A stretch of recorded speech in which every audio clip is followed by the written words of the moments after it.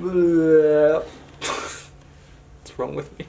Yeah, I know, it's late. Okay, hi, I'm here though. So, new video. What were we talking about? I don't remember what we're going to talk about. Tattoos! We're going to talk about tattoos. I have tattoos and you guys have been nagging me about what they mean. So yeah, we're going to talk about what my tattoos mean. I should probably take this off. Okay, hi. Yes, I have tattoos. I have lots of tattoos now. I got my first one when I was like 19 and I can't stop. Alright, let's get started. What one did I get first? Oh, I got this one on my chest. You can't even see it.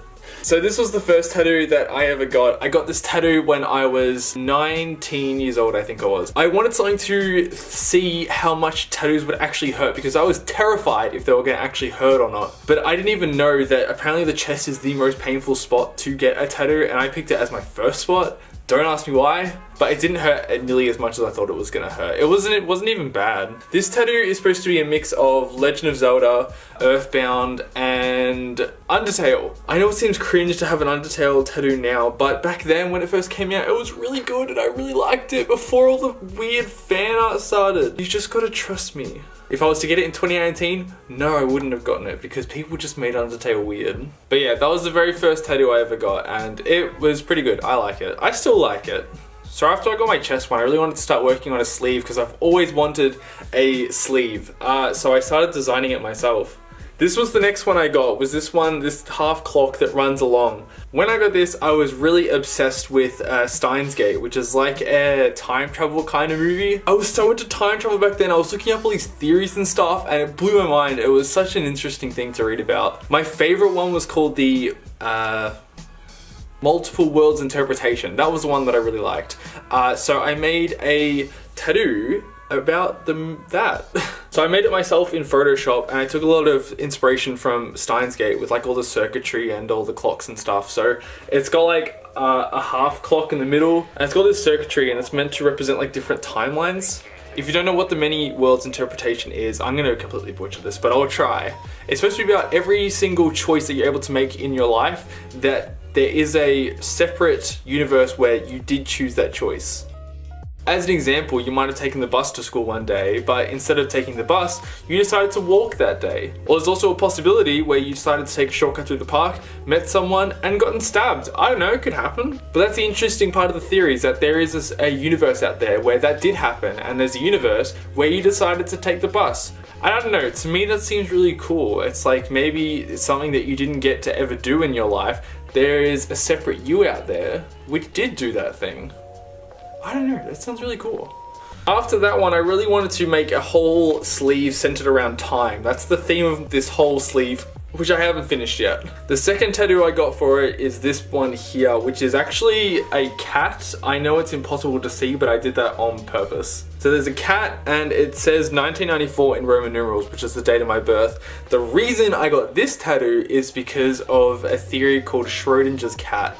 Schrodinger's cat is so cool, and I'm probably gonna butcher this again, but I will try and explain it. So there's a hypothetical experiment where they put a cat in a box with a poison as well. And the poison has a 50% chance of going off and 50% chance of not going off. So you get a box, you put the cat in, you put the poison in, and you close the lid and you wait. And then you have to decide, is the cat dead or alive?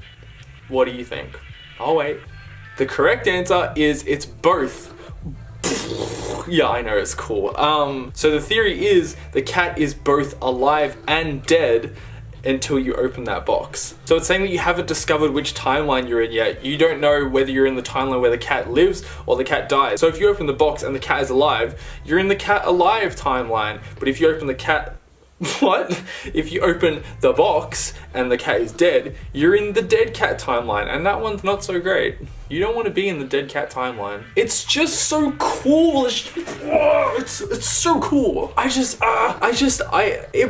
probably not real, but it's like, it's just a cool thing to think about in my opinion. I don't know, I like to think about that, so that's why I got that one. The third tattoo I got in here is the Majora's Mask, and I got like clouds running through it all, and then it ends with a little clock town at the very bottom. I love Legend of Zelda. I've gotten three Zelda tattoos, but I'm getting more. I will promise you that. Which ones did I get next? I got this one. This one was inspired by Nier Automata, which is one of my favorite games. Yeah, I know, it's a running thing with games, yeah. So this tattoo is absolutely butchered. I'm getting it removed. I went into the tattoo store with a very clear picture of what I wanted, and I said, just get this and put it on my body. It was that simple. And no, he decided to be like, you know what, I'm gonna make it look how I want it to look. And she turned out looking like an absolute goblin.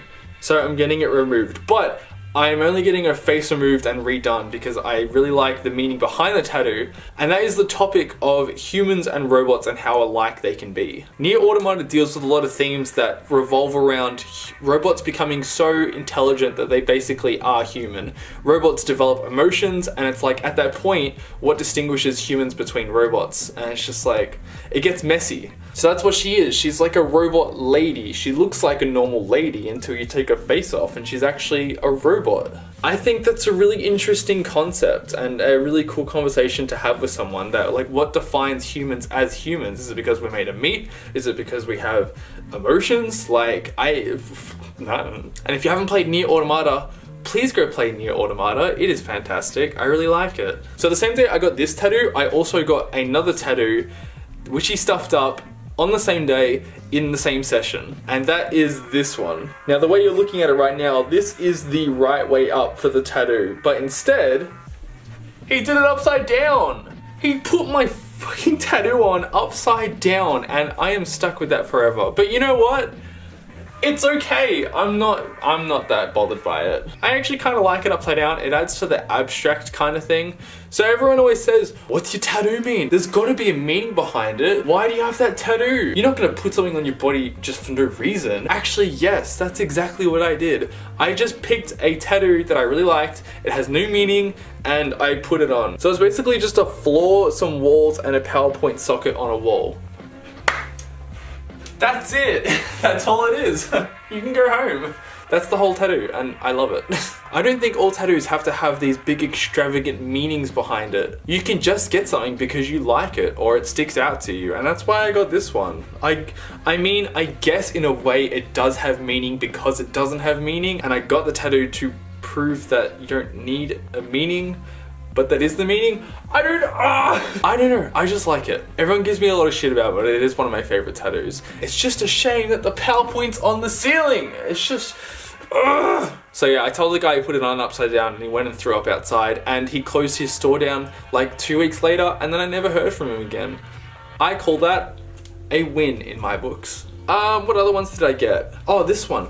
I got this one. This one's matching with my sister. We both got matching tattoos. I said to my sister, do you want to get a matching tattoo? And she's like, yeah. So I let her choose, and she picked like a sad boy kind of tattoo. And it's really cool. Her.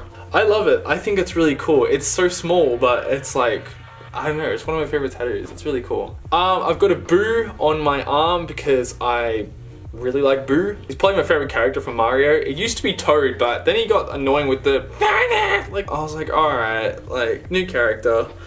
So I got one of Boo instead, and I really like it, and I think it's cool. Do I have any other tattoos? No.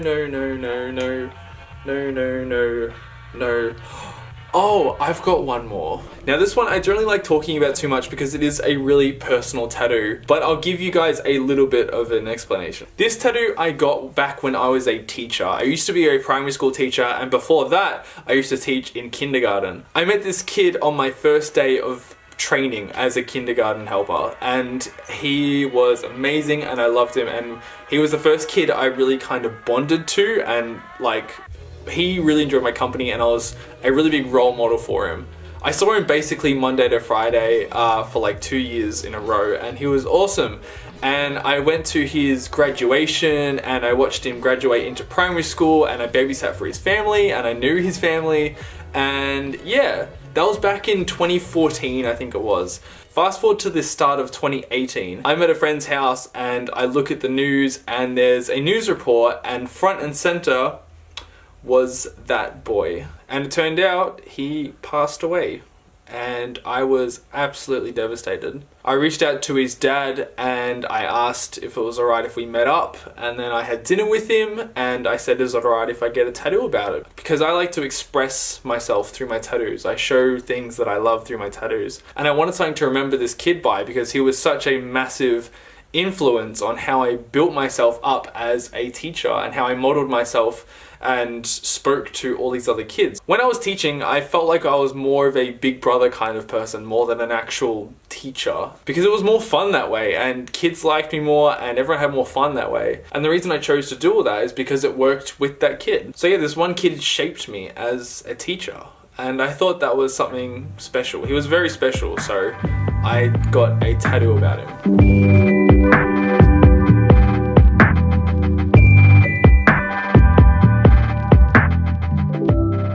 I do miss him, but it's nice to know that I've always got something to remember him by, kind of thing.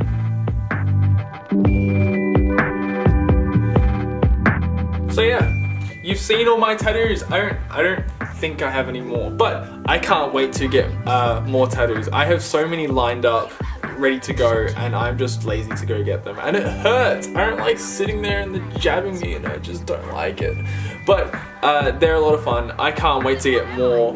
Junji Ito is my next tattoo. I'm getting a Junji Ito tattoo and I can't wait. It looks amazing. Thank you so much for watching. Yeah, I know it was late. Yes, I will get back to normal schedule soon. But thank you so much for watching, everyone. I will see you in next week's video.